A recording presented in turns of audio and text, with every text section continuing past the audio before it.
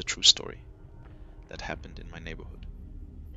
A family living in town with 5 members, a mom, dad, 2 daughters, and 1 son, resides in a house.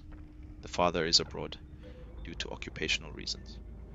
One day, the mom decided to go out to get groceries from the town center with her eldest daughter and her youngest son. The youngest daughter had an exam, so she stayed home to study and focus on getting good scores. However, she was jealous that her mom only cared for and loved her older sister and youngest son. She was just 8 years old. She threatened her mom, saying she would kill herself if she wasn't allowed to go with them. Her mom didn't take it seriously and replied, "Do whatever you want." The mom, along with both the oldest daughter and youngest brother, went to town. A few hours later, they returned and noticed no one was at home.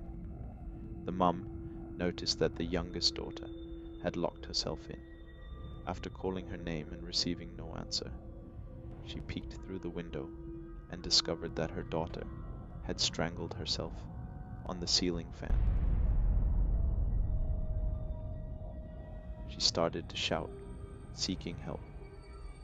When we heard the noise from my cousin, we rushed to help. As we reached their door, it was locked from the inside.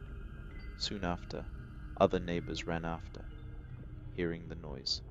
The mom couldn't speak when I peeped through a window. We saw a girl hanging in the mid-range air.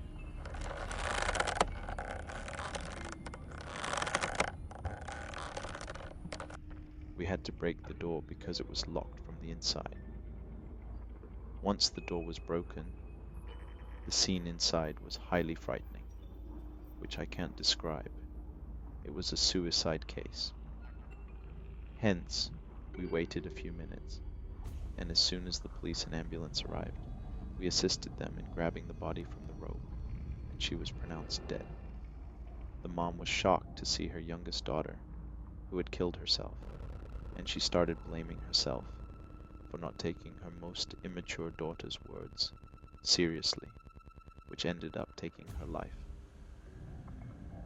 A few days later, it started to haunt the house. The entire family began to experience paranormal activities.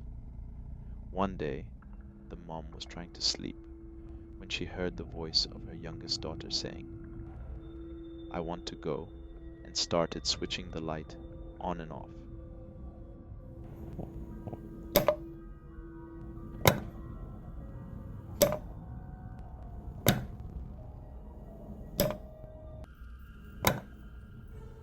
Every midnight, they heard a girl reading a book and scribbling on a wall. After a few days of cremating the body, in our culture, we use a shaman who can communicate with the spirit. On that day, all the neighbors gathered. When the actual ritual started, it was a terrible moment to see the shaman start to be possessed by the girl who killed herself.